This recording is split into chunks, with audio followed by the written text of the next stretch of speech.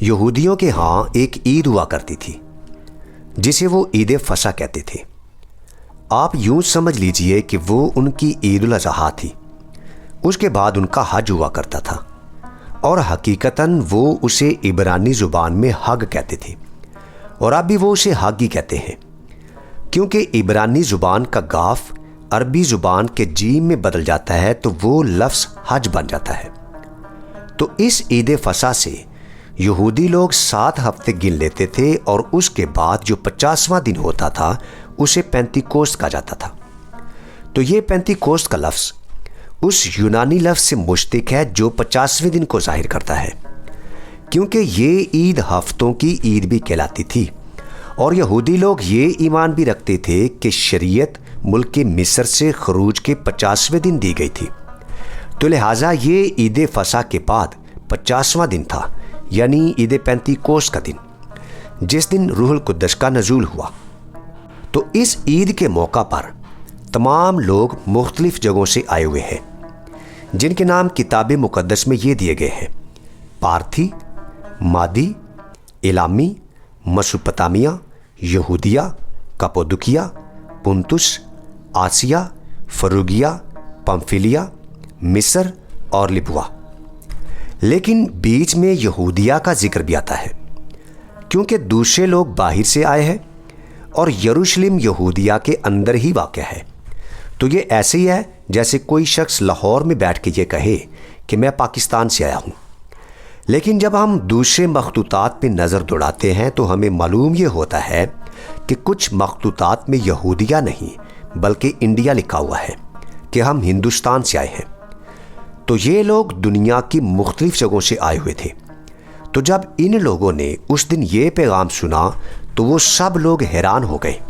ہکا بکا ہو گئے، متعجب ہو کر کہنے لگے کہ دیکھو، یہ بولنے والے کیا سب گلیلی نہیں؟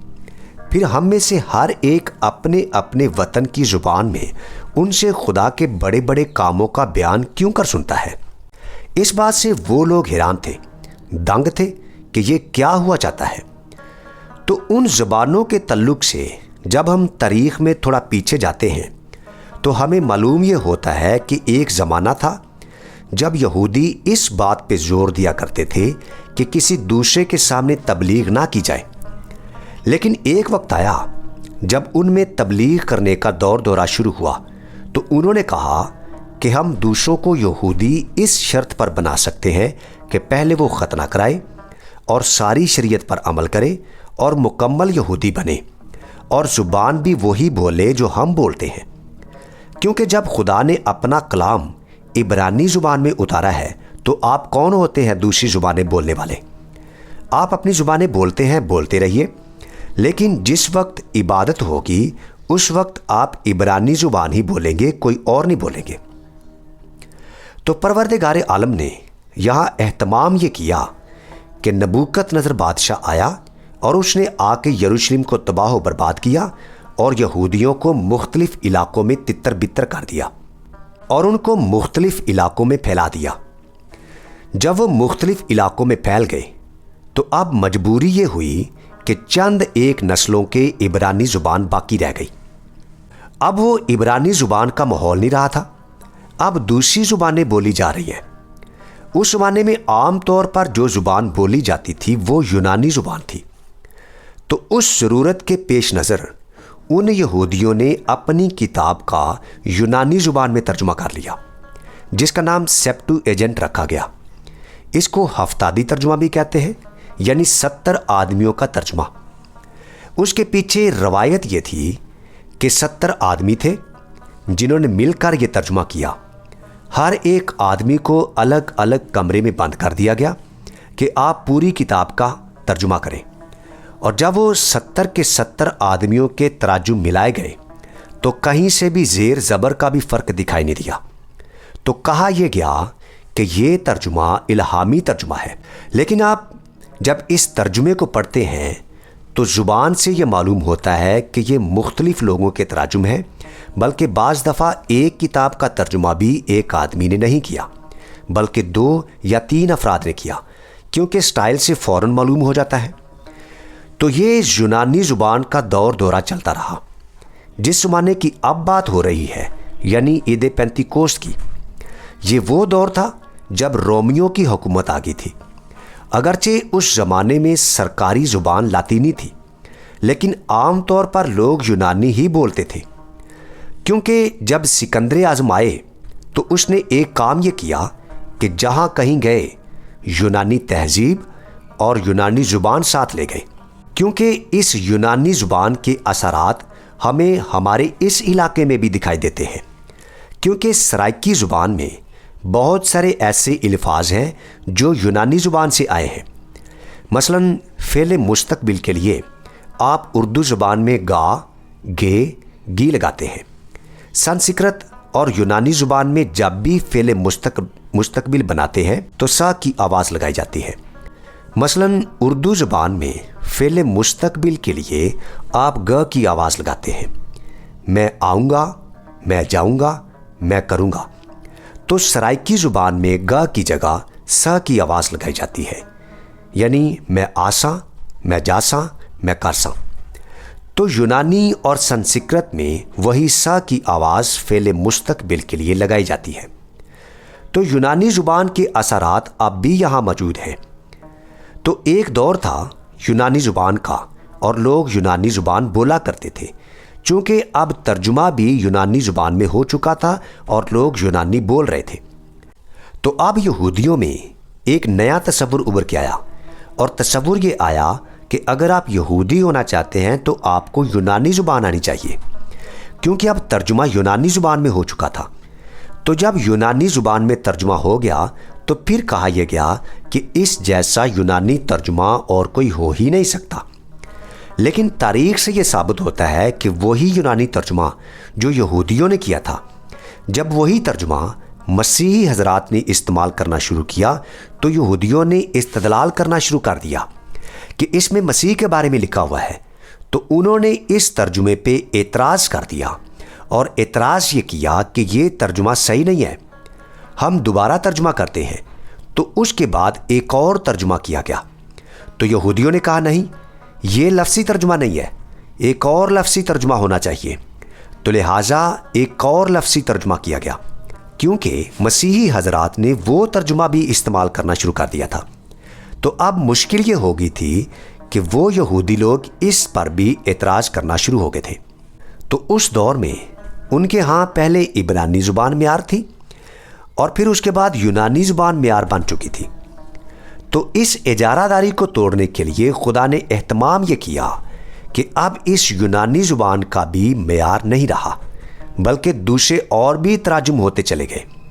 تو یہاں جب ہم عید پینتیکوست کا واقعہ پڑھتے ہیں تو ہمیں معلوم یہ ہوتا ہے کہ یہاں مختلف جگہوں سے لوگ آئے ہوئے ہیں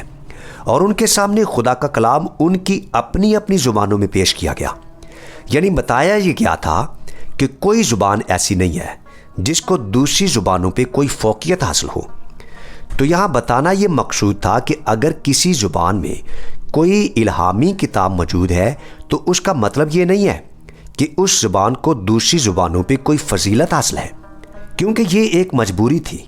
کہ پیغام دینے والے کو وہی زبان استعمال کرنا تھی جو زبان آپ استعمال کرتے ہیں۔ آج اگر خدا کا کلام ہمارے پاس آئے تو اسی زبان میں آئے گا جو ہماری زبان ہوگی، بجائے اس کے کہ آپ دوسروں پہ عذاب نازل کر دیں کہ دیکھیے خدا کا کلام تو عبرانی زبان میں نازل ہوا ہے، اس لیے آپ کو عبرانی زبان ہی آنی چاہیے، آپ کو عبرانی زبان ہی سیکھنی چاہیے اور عبرانی زبان میں پڑھنا چاہیے۔ تو آپ یہ کیوں نہیں کر دیتے کہ وہ کلام جو خدا کی طرف سے آیا ہے اسے ان لوگوں کی زبان میں مہیا کر دیں تاکہ وہ بھی اپنی اپنی زبانوں میں پڑھ سکیں اور اپنی اپنی زبانوں میں سیکھ سکیں۔ تو یہودیوں نے زبان کو ایک معیار ٹھہرا لیا تھا کہ یہ زبان ہے جس کو دوسری زبانوں پہ فضیلت حاصل ہے۔ تو یہاں خدا نے ان زبانوں کے خلاف احتجاج کیا کہ کسی زبان کو دوسروں کی زبان پہ کوئی فضیلت حاصل نہیں ہے۔ اگر آپ کا یہ ایمان ہے کہ خدا ساری زبانیں سنتا ہے، ساری زبانیں سمجھتا ہے، تو پھر آپ اس سے اپنی زبان میں بات کیوں نہ کریں؟ وہ خدا آپ سے آپ کی زبان میں بات کیوں نہ کرے؟ صرف یہی نہیں کہ خدا آپ سے اپنی زبان میں بات کرے، بلکہ یہ تقاضا بھی ہے کہ خدا آپ کے ساتھ آپ کی زبان میں بات کرے۔ کیونکہ ہم خدا کی زبان نہیں جانتے کہ اس کی زبان کون سی ہے۔ تو وہاں پہ عید پینتی کوسٹ کے دن یہی واقعہ پیش آیا کہ خدا نے ان لوگوں سے ان کی زبان میں بات کی جو وہ زبان سمجھتے تھے، اور ان لوگوں کی سمجھ میں یہی بات نہیں آ رہی تھی کہ ہم نے جو زبان کا ایک معیار مقرر کر رکھا ہے کہ یہ وہ زبان ہے جس میں خدا گفتگو کرتا ہے، دوسری زبانوں میں نہیں کرتا۔ تو آج وہ سٹینڈرڈ، آج وہ معیار ٹوٹ کے رہ گیا، اس معیار کو ختم کر دیا گیا، اور یہی سے کتابوں کے تراجم کا فلسفہ بھی نکلا، کیونکہ آپ تمام لوگوں سے یہ تقاضا نہیں کر سکتے کہ وہ زبان پڑھیں جس زبان میں الہام آیا ہے، تو لہٰذا آپ ان کی زبانوں میں ترجمہ کیوں نہ کر دیں تاکہ وہ بھی اس پیغام کو اپنی اپنی زبان میں پڑھ سکیں اور اپنی اپنی زبان میں سمجھ سکیں۔ تو یہاں پر اس عید پینتی کوسٹ کے واقعہ کو پڑھنے کے بعد معلوم یہ ہوتا ہے کہ وہ سارے لوگ جو مختلف علاقوں سے آئے ہوئے تھے، وہ جب اس پیغام کو سن کر گئے، اور لکھا ہے کہ 3000 افراد ایسے تھے جنہوں نے اس پیغام کو قبول کر لیا تھا۔ وہ لوگ جب اپنے اپنے علاقوں میں گئے ہوں گے تو ظاہر ہے کہ انہوں نے اپنے اپنے علاقے میں جا کر اس واقعے کے بارے میں لوگوں کو بتایا بھی ہوگا اور اس کی تبلیغ بھی کی ہوگی کہ ہم نے یہ بات سنی ہے اور ہم نے اس کو قبول بھی کیا ہے۔ تو یقیناً جب انہوں نے قبول کیا تو پھر اور بھی بہت سارے لوگوں نے قبول کیا ہوگا۔ تو مختلف زبانوں میں ایک ہی بات کو بیان کیا گیا تھا اور عین ماحول کے مطابق بیان کیا گیا تھا۔ تو اندازہ کیجئے کہ ان لوگوں نے اس بات کو اتنا پھیلایا کہ آج یہ بات پوری دنیا میں ہر ایک کی زبان میں پھیل چکی ہے۔ تو اس سے معلوم یہ ہوتا ہے کہ خدا نے اس زبان کے معیار کو، سٹینڈرڈ کو توڑ کے رکھ دیا کہ خدا کسی زبان کا بھی قائل نہیں ہے۔ تو اگر ہم اس زمانے کے ان تمام تراجم کا موازنہ کر کے دیکھیں جو مختلف جگہوں پر رائج تھے، تو معلوم یہ ہوتا ہے کہ وہ سب ایک جیسے تو نہیں تھے، لیکن بنیادی بات ایک تھی، مگر اس کو کہنے کا انداز مختلف تھا۔ جس طرح سے انجیل ایک ہی ہے، خوشخبری ایک ہی ہے، مگر اس کے مصنفین 4 ہیں جنہوں نے ایک ہی پیغام کو اپنے اپنے انداز میں پیش کیا، مگر بنیادی بات ایک ہی ہے، مگر سب کا کہنے کا انداز مختلف ہے، لیکن سب کا پیغام ایک ہی ہے۔ تو جب ہم آج کے دور پہ نظر دوڑاتے ہیں تو ہمیں معلوم یہ ہوتا ہے کہ آج ہمارے ہاں ویسٹرن تھیالوجی ہمارے لیے ایک معیار بن کے رہ گئی ہے کہ آپ کو مسیحیت کو ماننا ہے تو ایسے ہی مانیے، انہی الفاظ میں مانیے، چاہے بات پلے پڑے یا نہ پڑے۔ اگر بات پلے نہیں پڑتی تو کہہ دیجئے یہ ایک بھید ہے، یہ ایک راز ہے، جان چھڑا کے بیٹھ جاؤ۔ تو اگر آپ کو خود کو ہی سمجھ نہیں آ رہی تو دوسروں کو آپ کس طرح سے سمجھائیں گے؟ مثلاً ایک زمانے میں یہ بحث چل رہی تھی کہ مسیح کی ایک ہی ذات ہے یا اس کی 2 ذاتیں ہیں۔ تو یونانی زبان میں یہ تھا کہ اگر ایک ہی ذات ہے تو وہ ہومو اوسیان ہے، اگر ایک نہیں ہے بلکہ اس سے ملتی جلتی ایک جیسی ہے تو وہ ہومو او اوسیان ہے، یعنی دونوں الفاظ میں صرف ایک یو کا فرق ہے۔ اور اس بات پہ 20,000 آدمی دونوں اطراف سے قتل کر دیے گئے۔ تو مذہب میں یہی ہوتا رہا ہے، کیونکہ وہ ایک دوسرے کی بات سمجھ نہیں رہے تھے، کیونکہ زبان کو معیار بنا لیا گیا اور اسے سمجھنے کی کوشش نہیں کر رہے تھے۔ تو نتیجہ یہ ہوا کہ نہ وہ بات کو سمجھا سکے اور نہ وہ بات کو سمجھ سکے۔ تو اس وقت لوگوں نے خوب ایک دوسرے کو مارا، خوب قتل و غارت کیا، اور تاریخ میں جتنا خون مذہب کے نام پر بہایا گیا اتنا خون کسی اور چیز پر نہیں بہایا گیا۔ آپ جنگ عظیم اول اور جنگ عظیم دوم کی مثالیں پیش کرتے ہیں، ہلاکو خاں، چنگیز خاں کی مثالیں، ان لوگوں نے تو کچھ نہیں کیا، مذہب نے قتل اس سے بہت زیادہ کیے ہیں، اور آج تک مذہب کے نام پر قتل کیے جا رہے ہیں۔ تو دنیا میں مذہب کا فلسفہ یہی رہا ہے کہ مذہب کے نام پر تو قتل ہو جائیں گے، مذہب کے نام پر قتل کر بھی دیں گے، اپنی جان تک لوٹا دیں گے، لیکن مذہب کہتا کیا ہے وہ نہیں مانیں گے، کیونکہ دنیا نے مذہب کے حقیقی مقصد کو، حقیقی معنی کو سمجھا ہی نہیں کہ مذہب کا حقیقی مطلب کیا ہے، مذہب کہتا کیا ہے۔ تو مذہب میں ایسی ایسی کشتیاں لڑی جا رہی ہیں، ایسے ایسے دنگل لڑ رہے ہیں، اور آج تک لوگ لڑتے چلے آ رہے ہیں جس کی کوئی انتہا نہیں، وہ جو آج کہیں سے دکھائی نہیں دیتا۔ تو وہ اجارہ داری ختم کر دی گئی کہ وہ کوئی بھی ہو جو اجارہ دار بن کے بیٹھ جاتا ہے اور کہتا ہے کہ بس مجھے ہی حق پہنچتا ہے کہ میں ہی اس کی تعویل اور اس کی تشریح کر سکوں، کسی اور کو حق پہنچتا ہی نہیں ہے، کیونکہ میں نے تو 5 سال سیکھا ہے یا 10 سال سیکھا ہے، آپ کون ہوتے ہیں؟ آپ کو تو جمعہ 8 دن ہوئے، کیونکہ اجارہ داری تو ہمارے پاس ہے، ٹھیکہ تو ہم نے لے رکھا ہے پوری کی پوری سچائی کا، دوسرے کو تو حق پہنچتا ہی نہیں ہے۔ تو یہاں اس واقعہ سے ہمیں یہ معلوم ہوتا ہے کہ وہ اجارہ داری توڑنے کی شدید ضرورت تھی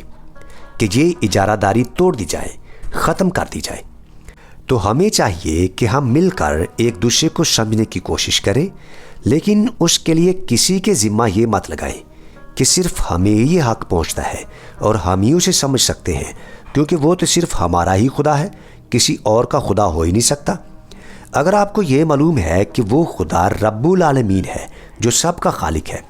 تو پھر اس پہ یہ اخلاقی ذمہ داری بھی عائد ہوتی ہے کہ وہ سب کے لیے ہدایت کے وسائل بھی مہیا کرے۔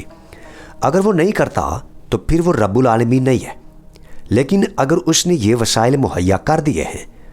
تو پھر ہر آدمی کو یہ حق بھی پہنچنا چاہیے کہ وہ اسے پڑھنے کے بعد اور سمجھنے کے بعد مانے یا نہ مانے۔ مگر ہم نے تو صرف ایک ہی حق دیا ہوا ہے، ماننے کا، نہ ماننے کا حق تو ہم نے چھینا ہوا ہے کہ نہیں مانو گے تو تم جہنم رسید ہو جاؤ گے۔ تو مذہب ڈرانے اور دمکانے کا نام نہیں ہے کہ آپ دوسروں کے دکھ اور درد میں اضافہ کرتے رہے کہ اگر تم یہ نہیں مانو گے تو تم جہنم رسید ہو جاؤ گے، تم مارے جاؤ گے، تمہیں جوتے پڑیں گے، تمہاری زبانوں پہ سانپ اور بچھو دوڑیں گے۔ تو بجائے ڈرانے اور دمکانے کے اگر آپ اس کو یہ سمجھائیں کہ بھائی اگر آپ ہدایت کے راستے پر چل پڑیں گے اور اگر آپ اس دنیا کو جنت بنا لیں گے تو پھر اس بات کے امکانات ہیں کہ آپ کو جنت نصیب ہو جائے گی، اس میں آپ کا بھی فائدہ ہوگا اور بنی نوع انسان کا بھی فائدہ ہوگا۔ لیکن اگر آپ نے اسی دنیا کو جہنم بنا کے رکھ دیا اپنے لیے بھی اور دوسروں کے لیے بھی، تو پھر آپ یہ توقع مت رکھیں کہ آپ کو جنت ملے گی، وہاں بھی آپ کو جہنم ہی ملے گی۔ کیونکہ وجہ یہ ہے کہ اگر آپ کو غلطی سے بھی جنت میں بھیج دیا گیا تو آپ اسے بھی جہنمی بنا کے چھوڑیں گے، کیونکہ آپ کے ذہن میں تو ایک ہی چیز سمائی ہوئی ہے، لڑنا جھگڑنا، تو وہاں بھی آپ لڑتے رہیں گے، جھگڑتے رہیں گے، دنگے فساد کرتے رہیں گے۔ تو اگر آپ اس دنیا کو جنت بنانا چاہتے ہیں تو پہلے ان اختلافات کو ختم کرنا ہوگا اور ایک دوسرے کے مسائل کو حل کرنا ہوگا، سمجھنا ہوگا۔ اگر ہم ایک دوسرے میں عیب ہی نکالتے رہے، ایک دوسرے میں کیڑے ہی نکالتے رہے، تو پھر یاد رکھیے وہ دن دور نہیں ہے جب خدا ہماری عدالت کرے گا، اور وہ پیمانہ جو مسیح نے مقرر کر دیا تھا کہ اگر تم دوسروں پہ فتوے لگاؤ گے تو ایک ذات ایسی بھی موجود ہے جو تمہیں تمہارے معیار پہ پورا نہ پا کر تمہارے خلاف بھی فتویٰ لگا دے گی، تو پھر تم کیا کرو گے؟ ہمارے ہاں جو ترجمہ موجود ہے وہ یہ ہے کہ عیب جوئی نہ کرو کہ تمہاری بھی عیب جوئی نہ کی جائے۔ اس سے ایسے لگتا ہے کہ جیسے تم دوسروں کی عیب جوئی کرو گے ویسے ہی کوئی تمہاری بھی عیب جوئی کرے گا، بلکہ یہ یہودیوں کا عقیدہ تھا کہ وہ خدا کا نام نہیں لیتے تھے، وہ پیسے وائز استعمال کرتے تھے، جس کا مطلب یہ ہے کہ جو فتوے تم دوسروں پر لگاتے ہو اسی قسم کے فتوے خدا تمہارے خلاف لگائے گا کہ وہی برائیاں، وہی عیوب خود تمہارے اندر بھی موجود ہیں۔ تو ہمیں چاہیے کہ ہم اپنے اپنے عیوب پر، اپنے اپنے عیب پر نظر ڈالیں، اپنے اپنے اندر جھانک کے دیکھیں کہ ہم میں کون کون سی برائیاں موجود ہیں۔ ہم نہ صرف ان کا اعتراف کر لیں بلکہ ان کو سدھارنے کی بھی کوشش کریں اور ان برائیوں کا اعتراف بھی کرنا سیکھیں۔ ہمیں یہ احساس بھی ہو کہ ہم غلطی کر سکتے ہیں۔ جب ہمیں یہ احساس ہو جائے کہ ہم غلطی کر سکتے ہیں تو پھر ہمیں یہ احساس بھی ہونا چاہیے کہ ہم نے غلطی کی ہے، اور جب ہم غلطی کر بیٹھتے ہیں تو پھر اس کے ازالے کی بھی کوشش کرنی چاہیے، اسے سدھارنے کی بھی کوشش کرنی چاہیے، اور پھر اس ازالے کے لیے ہمیں عملی اقدامات بھی اٹھانے چاہیے۔ تو جب تک ہم یہ چاروں مراحل طے نہیں کریں گے تب تک یہی ہوگا کہ ہم اپنی اپنی کتاب لے کر آتے رہیں گے، لڑتے رہیں گے، جھگڑتے رہیں گے اور بحث و مباحثہ کرتے رہیں گے۔ تو ہمیں چاہیے کہ اس پیغام الہی کو جو آج ہمارے پاس موجود ہے اپنے اپنے طور پر سمجھنے کی کوشش کی جائے اور اسے اپنے اپنے طور پر ادا کرنے کی بھی کوشش کی جائے، اور ایک دوسرے کے مسائل کو، ایک دوسرے کے وسائل کو سمجھنے اور ان کو حل کرنے کی کوشش کی جائے کہ خدا کسی زبان کا قائل نہیں ہے، وہ آپ کے ساتھ اسی زبان میں بات کرتا ہے جو زبان آپ استعمال کرتے ہیں۔ تو یہاں پر بھی عید پینتی کوست کے دن جو زبان کا مسئلہ چل رہا تھا، پروردگار عالم نے اس مسئلے کو اس طرح سے حل کیا کہ وہ لوگ جنہوں نے اپنی اپنی زبان کو معیار ٹھہرا لیا تھا، پروردگار عالم نے ان تمام زبانوں کے معیار کو توڑ کے رکھ دیا کہ خدا کسی بھی زبان کا قائل نہیں ہے اور کسی بھی زبان کو دوسری زبانوں پہ کوئی فوقیت حاصل نہیں ہے۔ اگر آپ کا یہ ایمان ہے کہ وہ خدا جو رب العالمین ہے، جو قادر مطلق ہے، وہ ساری زبانیں سنتا اور ساری زبانیں سمجھتا ہے، تو پھر کیوں نہ آپ اس سے اپنی اپنی زبان میں بات کریں۔